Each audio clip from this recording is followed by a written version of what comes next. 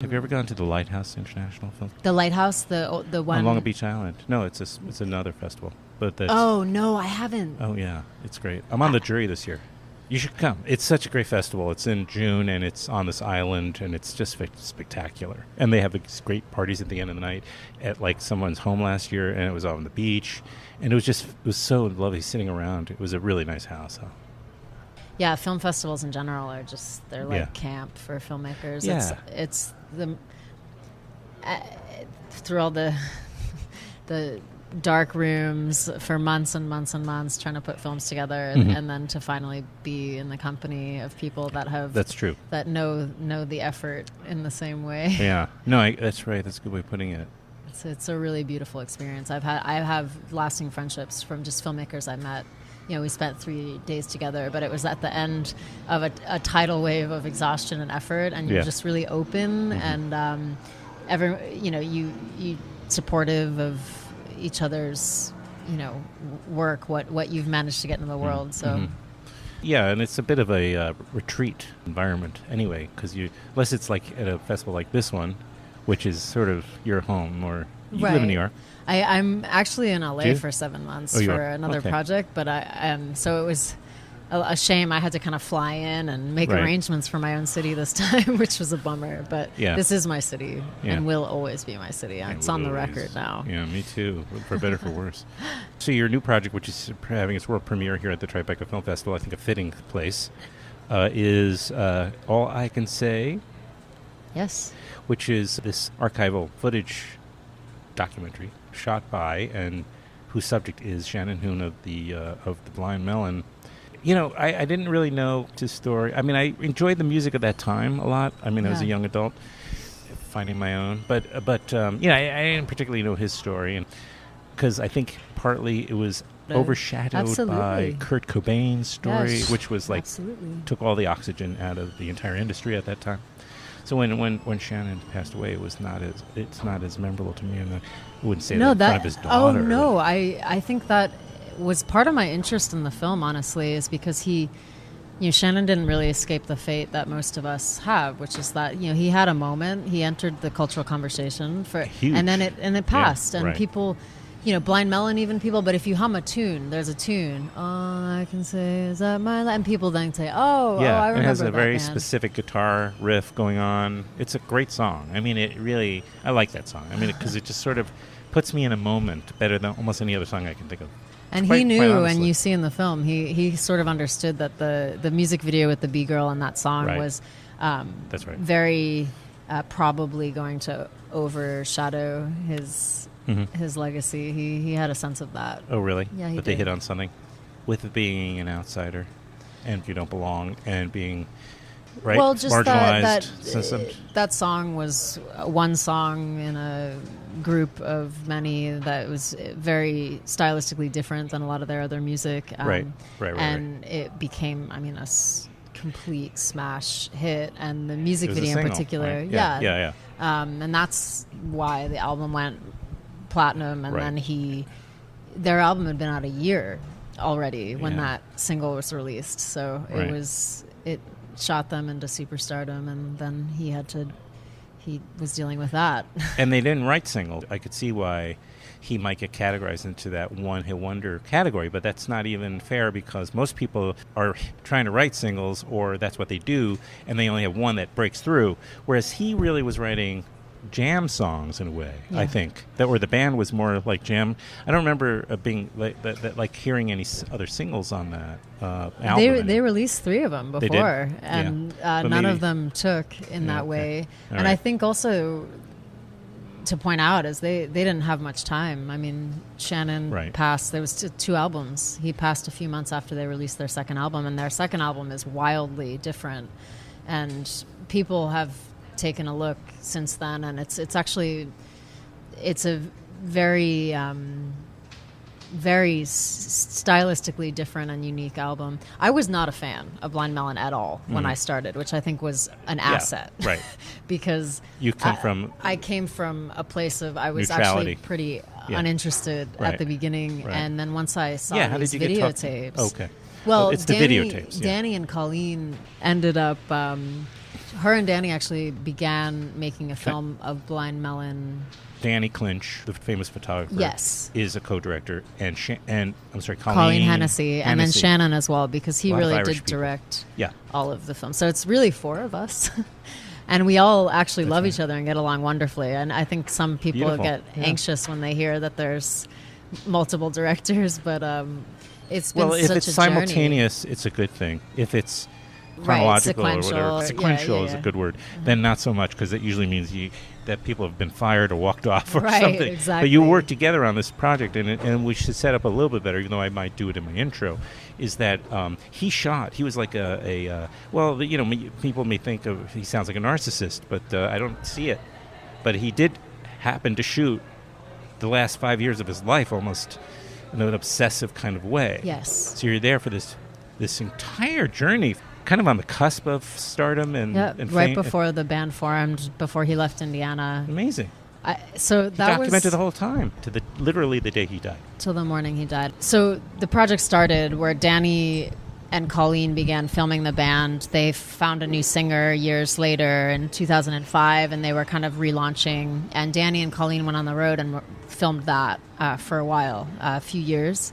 And then they were given this gift of this box of tapes from Shannon's partner, Lisa, and there was hundreds and hundreds of tapes. And so one of were you the archivist in this, or what happened was they made a film. At first it was going to be this other thing that was the band reforming, and then they were stuck, and a few series of things happened. Danny asked if I wanted to take a look, and why you? I worked with him for many years. Oh, did you? Together, okay. Yeah. I've edited and created and wrote and worked with him. So we have a great dynamic, and I took lots of discussions. It was decided that the way forward was to use only his tapes, and we knew that was a very bold decision, but it was an incredible opportunity to take a public figure at a certain moment in time, and you're telling his story from the present tense, from his own perspective, and that was an incredible opportunity. And the fact that you have this closed archive, closed in the most dramatic sense by the day he dies. That's his last entry, is the morning he dies. And in structuring the film and figuring out how this was all going to hang together, we decided that time was really going to be the main driving tension in the film, and that we wanted an audience to know from the very beginning that Shannon had until October 21st, 1995, because the film is not about, it's about a person who filmed themselves over this period of time. Right.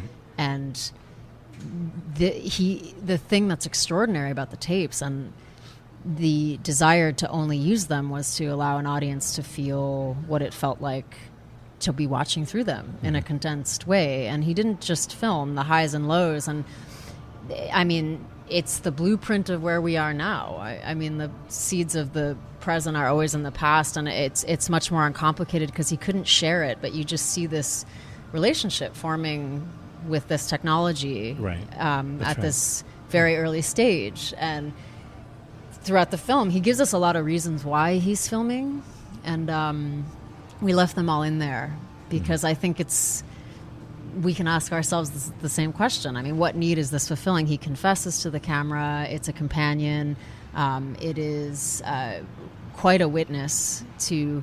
He's not filming highs and lows. He is filming those, but not only. He's filming himself brushing his teeth, and that's my favorite moment. Well, yeah. No. Well, but I know what you mean. It's the little moments sometimes actually have a lot of impact. I mean, I don't know. They can, anyway. They can. Well, it's the things that actually... Or the collection of those. ...make up a life. He's sitting in a room. Well, I never brush my teeth, so it's not an issue for me. Maybe that's the problem. Right. As you can probably tell from over there. And then you have this collision also between the fame that is building, and then he's filming the television out of interest and archiving, the news and the wars and the inaugurations. And then he's on the television. So then he enters the culture that he is so diligently documenting, which was another surreal. And then you see this kind of double narrative happening where it's his story that he's capturing, and then the media's version story of about him, his which is addiction and rock star lifestyle. Yes. Yeah. Which he definitely had. Absolutely. I mean, although I will say, and I'm not privy to everything, but he had one love in his life, and he seemed to be very in love with her, and she with him, Lisa. There was nothing in the tapes otherwise. He was deeply in love with Lisa his family, and he did not want to go. Yeah. From his closest friends and family. But I also think people never know how deeply others are struggling either. Right. But he says something really profound on one of his phone interviews, because he also you hear audio from phone interviews that he's done, or just the audio from the interview. I don't know if it's a phone interview, actually. In some cases, it was probably just the audio from an interview. Because there's one where he's on the phone with a journalist, and he talks about how the most gratifying thing he could hope for is to have successful relationships with his family. And for a kid who's living the rock and roll lifestyle, that's pretty amazing. Hold on one second. We're going to pause for a second. My blues band played. At one point, this is what's making me think about it. Christopher and I were jamming, right? And who? We were Christopher from Blind Melon came down and sat in with my blues band, and so did Nico. Oh, you have a blues band? Yeah. I know. I don't know the whole story. So we were jamming, right? And by the time we were done, all of our chords were mixed up, and and I was like, I think we just had sex. Running circles around each other. No, excuse me. That's funny. So I've been talking with Taryn, who's one of the three co-directors, and now I'm sipping on your phone practically. Sorry. Just toss her around. It doesn't matter. I'm so sorry. That's been seen I did way step worse. on it. This guy's an artist too. I can tell by the way he's moving around over here, fumbling the shit. And we now are joined by two other co-directors, Colleen Yes. Hennessy. I got it right? Yeah. Yes, Colleen Hennessy. Good memory. And Danny Clinch, who's yes, sir. filmmaker, world-renowned photographer, etc., and blues musician, apparently. Well, yeah, playing a blues band. We Tangiers Blues Band. We like to have fun. You have your harmonica in your pocket still? Always. Just give him a little taste. Give him a little riff.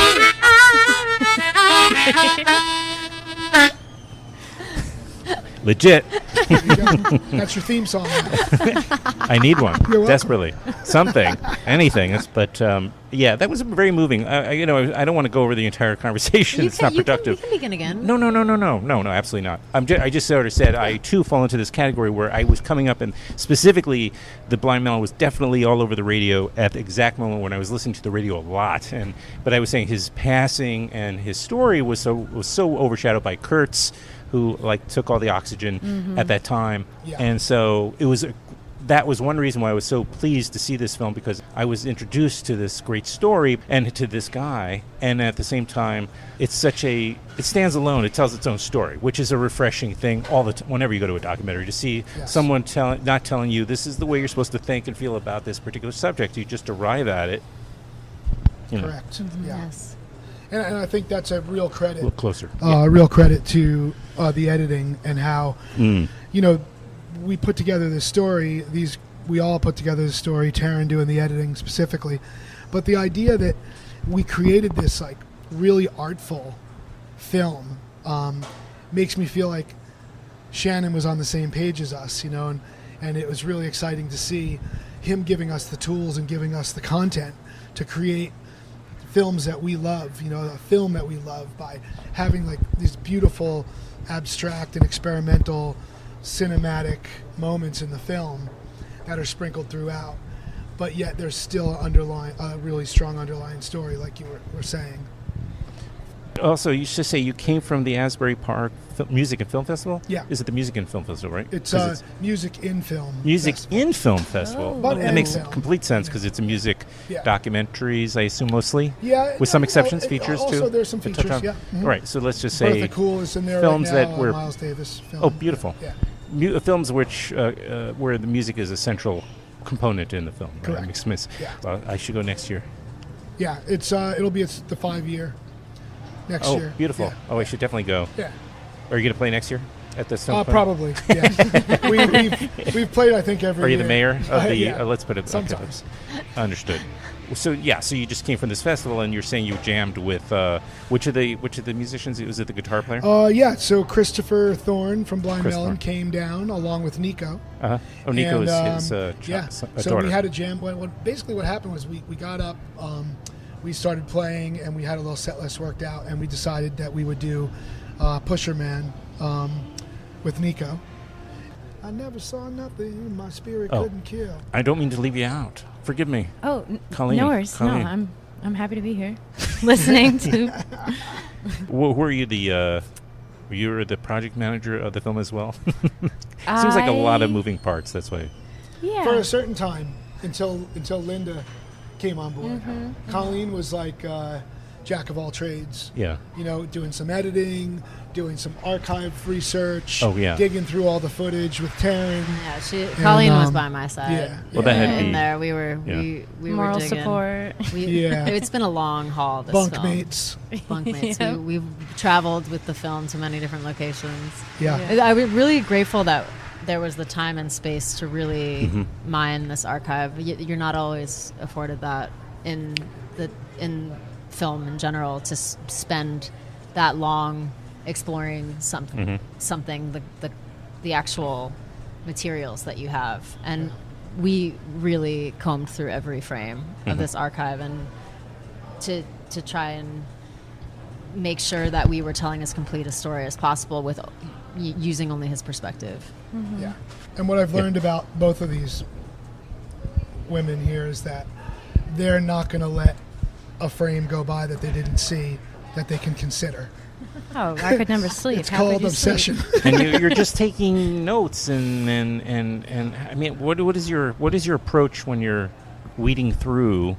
How many hours? Like this one was plus a bunch of microcassettes that contained very surprising interviews that Lisa. He also kept his microcassettes from his message machine, but he occasionally would take them out and record interviews. So he would, if you were interviewing him, he would have a camera on you, and that's how we. I had this thought when I was thinking, this guy Shannon Hoon is brilliant, because I was thinking, if I knew somebody who is like becoming famous and they were going to be interviewed, I'd say, get your own copy all the time. Like, just because if they're going to change what you say, they know you have a document of it. That you have the original. And his live performances. I mean, he had all those live performances. I mean, a lot of artists don't have that. I mean, back in the 90s, he has this massive archive of his live performances, and he would watch these tapes. That's the other thing. I mean, this was an intention. I mean, there's a moment, it was really important for us to communicate that Shannon, he wasn't just like most of us now. We have 1,000 hours in a cloud. Look at it. He watched through these tapes. He would take notes. What did he have in mind, though? What was he thinking? Was it all in the process for him? It was just about doing it, and then he never had some sort of goal in mind, do you think? Or well, there's a couple of reasons that he explains himself that we left in the film, and it sort of shifts as time goes on. And the one that I'm thinking of immediately right now is just that things were moving so quickly for him. Sorry. Yeah. So we're in a film festival. Yeah, right. It's popcorn. People are getting popcorn. That's right. We're in watching a movie theater. movies. We're at the movie theater at the Regal Battery Park, which is in New Jersey, practically. Well, we wish for you guys. Anyway, I'm sorry. So things were moving so quickly for him and for the band at a point after No Rain broke. So that's one of the reasons that he explains in the film is, I want to record everything so that I can sit down and really watch and process someday like what is happening, because it's moving so quickly, Yeah. I guess so. I mean, that makes sense. Yeah, that's what he said. We say that in the film. And why are all of us filming ourselves in the way we are now? Constantly. That's true. Trying to hold on. I mean, I think that's what the real that was the fascinating thing for me to watch, because I think this has just evolved to the point this is totally commonplace now, and this is just someone when they first got that tool, and it's of interest in a way because there was an alternative media story about him being built, and this was his own version of that story. But what need is this fulfilling for any of us? And he gives a reason that he said he wants to get into film as well. That was another. He said that was a real intention of his. And then the other element that came through that actually, when we were screening it for someone, was this kind of confessional quality that has sort of replaced God. I mean, he says, I get tired of talking to myself. I'm tired of talking to the mirror. Yeah. Every now and then. Companionship. And Danny, you can probably speak to that, but I mean, I feel like he had a personality that was such that he loved to be around people and have conversations, and was a little inexhaustible himself. So probably the people around him at a point were like, oh, okay, I'm a little tired. But he had a camera that, was just infinitely patient. He was, I really love that moment where he says, I'm just sitting here and I'm because I really love to talk and I have no one to talk to. Yeah, so I'm me talking too. to you. Yeah. I'm talking to the camera. And like, so that's the way he was. When you hung out with him, he was engaging and talking with you and asking questions and being curious. He didn't like being alone. Those are the type of people that I'm drawn to, is curious people. Yeah. And he was always so curious. He was always like just angling for something exciting to happen, Yeah. And I remember pointing out, I was sitting with Nico in the film yesterday, and I said, you see that hat he's wearing? And she goes, yeah. And I said, well, that was my hat that Maria bought me on Canal Street. And Shannon just plucked it off my head and just adopted it as his own. And I said to Maria, I was like, he just took my hat. She was like, I'll get you another one. It was $5 on Canal Street. Well, Taryn, you said earlier that Shannon was shooting right up to the morning he died. He was on tour, and he died unexpectedly. The film doesn't feel... It feels dark on some level, or just weighted with something, and perhaps part of that is knowing that he is going to die. But on the other hand, there's something very satisfying about watching it and going through the experience of seeing the film, and cathartic on some level. I don't know what it is, but when you come out, I felt okay about it. There's sometimes you come out feeling like, man, this is bleak, but I had a different experience with this particular film, maybe because nobody was, again, telling me anything. Like, I just watched it. Yeah. Well, it's interesting because, like, a couple of things come to my mind. One is that as you're watching the film, and it's like really kind of raw, and his filmmaking and camera work and everything gets better as the film progresses. That's true. Right? And so, like, it feels a little unsettled at first, and then it gets sort of endearing, and then you like grow to like the guy, and then he's like really funny, and there's all this great shit's happening, and then all of a sudden is a turn happens, and he starts to get his drug addiction gets he starts seeing harder drugs and starts to. But I think a lot of people who have seen it, who know him, felt really grateful to spend some time with him, because you really. You do spend some time with him. And one of the things that I notice as the film is progressing is that you're waiting for like a talking head or somebody to tell you what to think. Mm-hmm. And then you just begin to realize, like, oh, I'm not going to get Shannon. a talking head. Yeah. Shannon Shannon is telling me what I should think, because he's living it right now in front of us. And he's gifting us these moments. And like, it's really been, it's been interesting. And somebody said something to me the other day.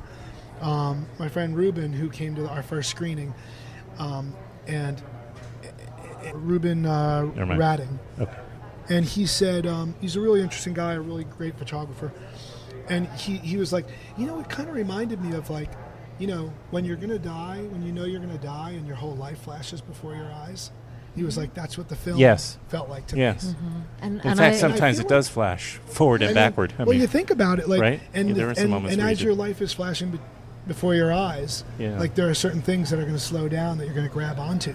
Well, and like, after he said that, it felt like such an obvious thing to me. Yeah. And then like, but we never really discussed it that way. But you may have been thinking about that as you were going along. But I don't know. It just was. To have someone say that to me was like kind of mind-blowing. No, that's amazing. That I think. I mean, a big inspiration as well when we were cutting was this book called Ava by Carol Masso, and it's a beautiful book, and it's a woman on the last day of her life, and it's broken into morning, afternoon, and evening, and it's just fragments, but they all somehow accumulate into a meaning, and we wanted the film to feel in that way, and there needed to be some sort of order, and the order is the time. The order is the time. You understand the events. You land. He orients you. Yes, he does. But then also the time orients you. Yeah. And the timestamp so those were the things that we wanted to give the audience to make sure they were with us. It's called All I Can Say. It's co-directed by a bunch of filmmakers. A bunch of people. Shannon Hoon. And Shannon Hoon is absolutely the cinematographer. And Danny Clinch. Yes, Taryn and Colleen and Danny. And it is the 28th. Yeah, but we're doing this during one of your screenings, but you have another one on May 2nd at 6:15 at the Regal, and another on the May 5th at 6:30 at the Village East. So we'll get this all up as soon as possible. So let more people know to come see the film. Awesome. Thank you guys. Thank you. We're so happy to be talking to you right now, and I'm a big fan of your whole world. So thanks for including us. You're in my world, and Thank I'm you. Better for worse.